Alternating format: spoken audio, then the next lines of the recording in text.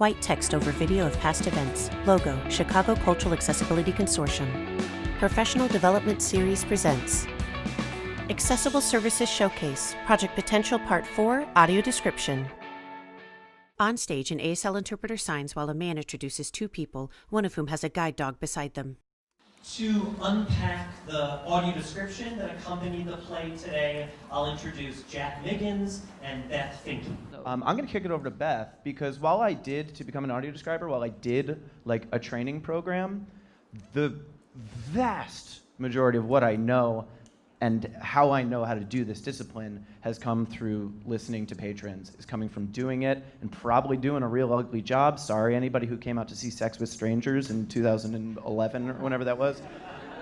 And then listening to feedback. Everybody has, this service is for people of varying abilities of vision, people who have been blind from birth, people who are partially sighted, who maybe in just the past year or so have gone down. So people all have different wants and needs out of this. So a big challenge is listening and trying to synthesize that into one thing, because unfortunately, and try as I might my whole life, I've only been able to say one word at a time. I'm gonna kick it over to Beth though. Beth, as a user of this service, impressions, and if you wanna talk about before the show happens, both like at home materials you might be supplied with and your experience in the theater before the show. And then during the show, what are some things that you're looking for out of audio description and your experience during the performance? All right. Hello. Thanks, Jack.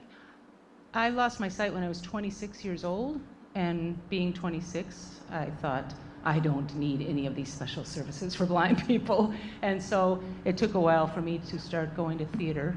I started with Who's Afraid of Virginia Woolf at Steppenwolf. I think it was a dozen years ago. Everybody in town was talking about it. It was going to Broadway. It cost $75 for a ticket, but the special pre-show for people who were blind was $20. So business is business. And so I bought my ticket. And I brought a friend who could see with me. And for you marketing people out there, I bring a friend who can see with me to every single pre-show I go to. And every single friend that goes with me, it's always a different friend, they say, oh my God, this theater is so great. They put on these pre-shows. So it does help. I mean, it really does help with marketing. When the friend comes with me, we go together. Usually, I take a bus or take a cab, end up at the theater, and there is somebody standing out in front saying, are you here for the pre-show? Yes. And so they are smiling. I can hear it in their voice, and they think it's great that I'm there, and that is not always the case, and that has little to do with my blindness. But it has a lot to do with obnoxiousness. But anyway, they're happy to see me. They come on in. This is where it's going on. We get in our seats for the pre-show. My favorite things about the pre-show, I have two favorite things about the pre-show. One, the actors and actresses come out on stage and they talk to us. So they talk to us, and depending on who's interviewing them, they'll tell us what their costume is. They'll tell us how tall they are, what kind of attitude if they talk this way, but in the play they talk like this, they give us their voice so that when the play starts, we can know, we have a little advantage of who's who.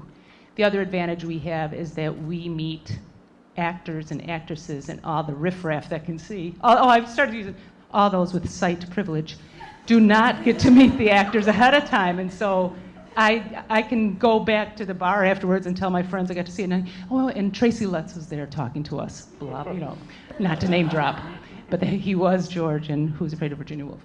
My second favorite thing, well, they're equal, is the audio describer, which would be Jack in this case, is the person that gets on the stage in front of us all and says, okay, I'm going to describe the stage to you. And he'll start on this side of the stage and say, right over here there's a door, and a lot of the actors and actresses come out of that door, and he'll open the door and close the door, and then walk over there, and then say, over here there's a bar, and you'll hear people putting their glasses down, and that's where the bar is, and there's a lot of action that goes over there. And by him walking across, we know how wide the stage is. Somebody's not saying the stage is 30 feet wide and 12 feet deep, And Who's Afraid of Virginia Woolf? Because Jack had studied, I don't know, it wasn't Jack, but let's just say Jack. I don't think you did. It was right before I started. Okay. the audio describer has studied the play. They've seen the play. They've really gone over the script, so they know all the spoilers. So they know not to give you the spoilers, not to say, and that's the part where he takes out the gun, and because we don't want to know that before the play. So there was, in that play, there's an impressionist painting on the wall, and when the audio describer was walking around, he'd say, well, there's a lot of books here, and there's this here, and there's this painting on the wall, and it's a little bit just, you can't really tell what it is, but it's all kind of crazy. And so then he said, and there's a can of pop here. So he said all that other stuff so we wouldn't know that that painting mattered, except there's a scene where George is with, I can't remember the young professor's name, and the young professor says, what is that painting? And he said, oh, I'm not sure what it is. I think it's a representation of Martha's brain. And we knew that it was this impressionistic painting, so we got the joke. So I like the audio describer doing that, and I think those are my favorite things, except for then we go to audio description. Great. So my goal, what I would love if everybody could walk away with, is that this is not a difficult thing to do. As much as I would love to congratulate myself on my genius and outstanding ability, it's not. It's the greatest challenge of providing audio description is simplification, is not making it complicated, is making it as close to the marrow of what's going on as possible. I came to this, I act, I write, and I was working front of house at Steppenwolf, which is kind of a perfect combination for doing this because it requires, confident delivery, it requires working at home and writing out what you're going to say, and it requires the ability to interface with people who are going to be using the service. So yeah, have no fear. The basic principles of audio description are just to get people on the vision loss spectrum as close to the sighted experience as possible. What that means is significant, set changes, lighting, moments of violence, moments of physical humor, weird riots. You're supplying that where if you just closed your eyes, you wouldn't know what's going on. What that doesn't mean, though, is that I'm not interpreting the show. I am not providing analysis, and I'm trying as hard as I possibly can to just be showing what I see. There are times when there'll be something that happens on stage when I'm writing it, and I'm like, man, how do I say, how do I get this effect across? And I have to stop to myself and say, well, what are you looking at, Jack? And it's, oh, that's all I have to do. If you can see something and you can as simply describe it as possible, then that's going to be successful most of the time, rather than providing your own analysis of it. An example, I always call it not editorializing. I'm not a character in this show. So in terms of writing the description, an example of that would be like to say, oh, she resigns herself to her fate. Would be a lousy piece of audio description, because what the heck does that mean? She resigns herself to her fate. But if I say, she tries the pickle jar one more time and the top doesn't budge, she puts it back in the drawer, covers her eyes, turns away and sighs. Maybe that's resigning herself to her fate of not having those pickles. So all you're doing is seeing what's happening and breaking it down as short as possible. Now, some of the golden rules around that, obviously not speaking over dialogue, and largely not getting in the way of the show. Moments of silence presumably have been directed to be moments of silence. And so if there's a 10-second pause, maybe for the first 3-4 seconds, I might try to say what's happening. But the director has intentionally had this moment of stillness, of quiet, or of tension. And if instead I'm saying, oh, he wipes his brow and blah, blah, blah, blah, blah, blah, blah, then the people who are listening to audio description aren't getting that.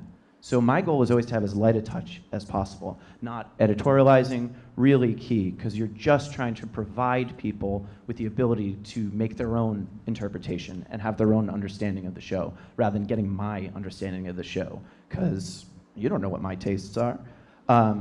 You're trying to say as much as possible in as little time. This is counting syllables. This is doing test runs. This is cutting stuff away that you might think is really important. I use the word triage all the time, and it really feels like that. Because we could right now look around this room, and I could I could describe the facets of this room, which, no offense, the renovations are great, but it's not that exciting. I could describe this until the sun goes down. Every little detail, this little patch on the ground, this dog that looks so peaceful in front of me, you know, the difference between that orange chair and that swivel chair, the phrase on it. You could do that forever, but then to what effect?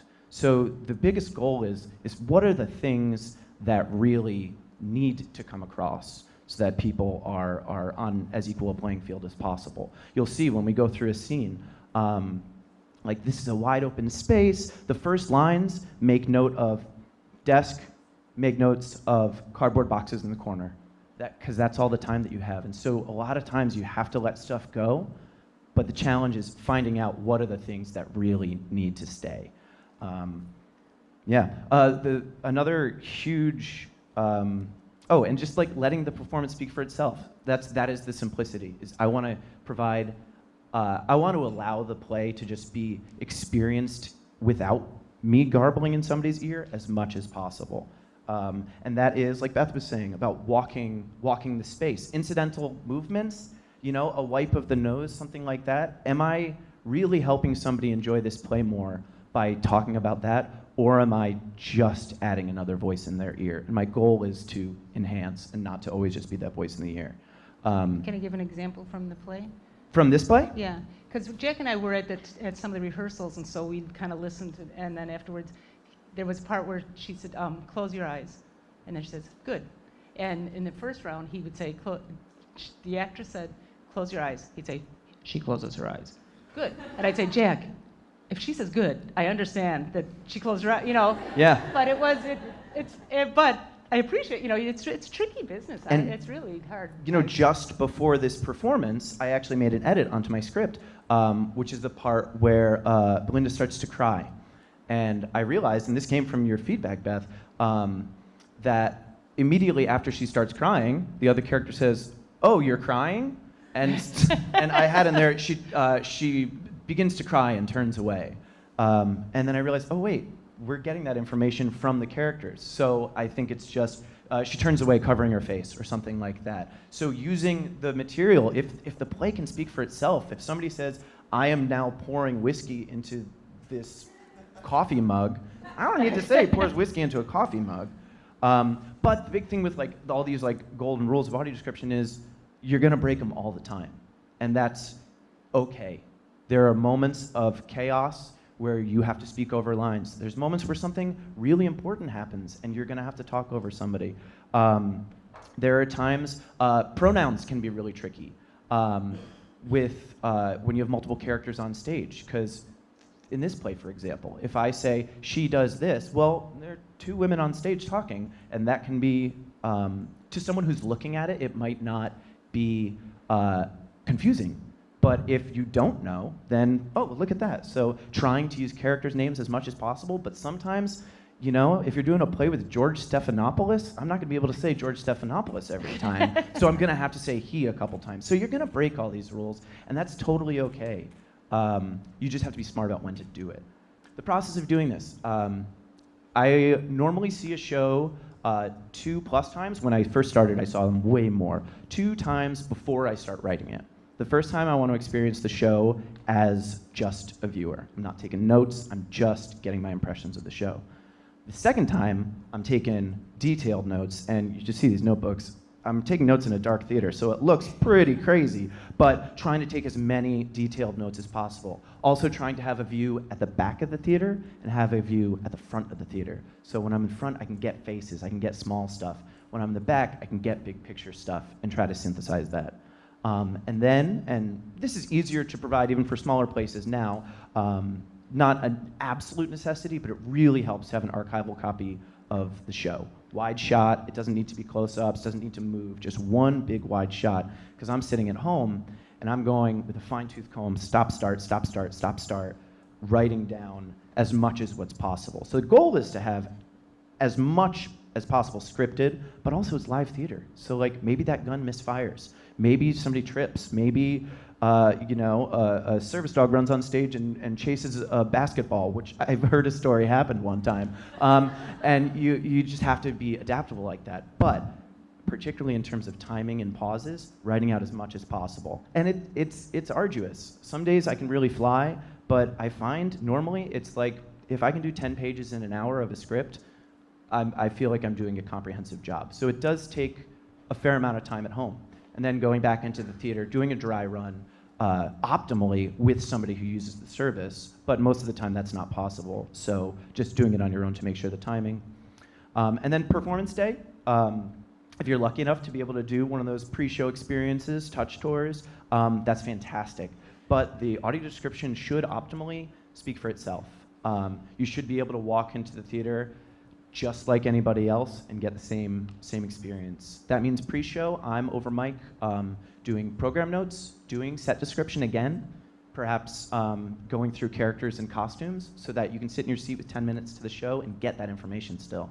And then obviously describing during the show. The kit that we use, Beth, I'm gonna slide around you a little bit.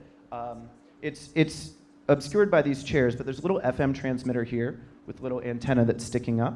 And I am speaking into it in this stenographer's mask, which makes me look like Bane from Batman. Places mask over mouth and removes it. So this is gonna be me speaking at my full volume right now. He speaks into the mask.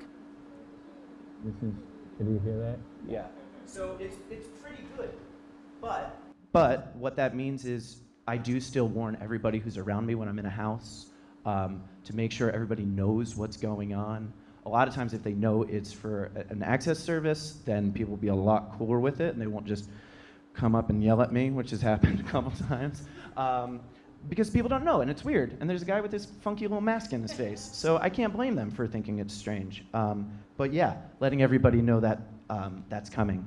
Boop-boop-doop, and I know we're kind of in it on time.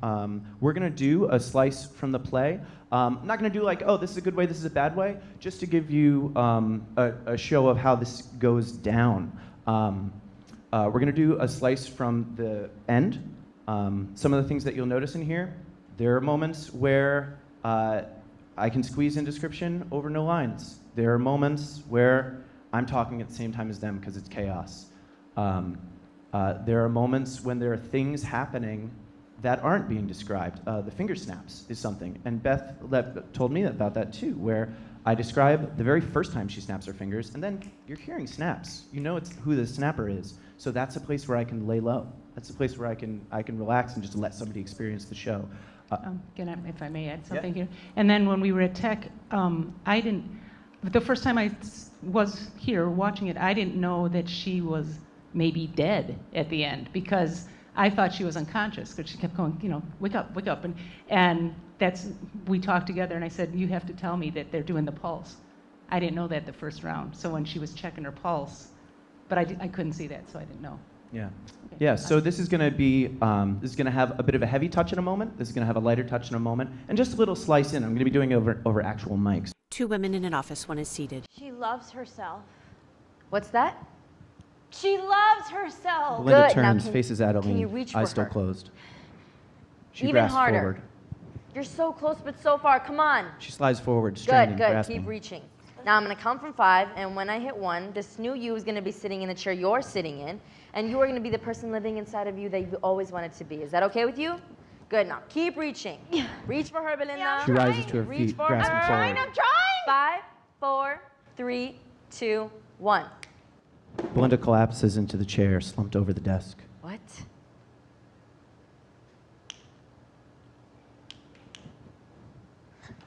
Adeline grabs Belinda's wrist, checks her pulse. Come on, Belinda. Snap out of it. She pushes her up into the chair. Adeline pulls back, slaps Belinda. She spins in the chair, limp, unconscious. Fuck. Fade to black. White text on black background. ChicagoCulturalAccess.org. More information and free workshops. Calendar of accessible cultural events in Chicago. Free accessibility equipment loans, including audio description kits and caption screens. Credits for Part 4, Audio Description. Jack Miggins, Audio Describer. Beth Finke, Expert User and Consultant. Jason Harrington, Facilitator. Jennifer McElroy, ASL Interpreter. Scene from Project Potential by Isaac Gomez, directed by Laura Akala Baker. featuring Erica Cruz Hernandez as Belinda and Leslie Sofia Perez as Adeline. ASL interpreters Lizzie Rangel and Susan Elizabeth Rangel. Thank you to our sponsors: ACS Interpreting and Training Services, Foxhole Creative, Harris Theater for Music and Dance, Horizons for the Blind, the Michael and Mona Heath Fund, Steppenwolf Theater Company. Video production by Foxhole Creative, Tim Frank, producer, Tony Schiavone, camera operator, Alex Moore, camera operator and editor, Haley Blumquist, audio technician. Video audio description by BridgetMelton.com. Video fades to black.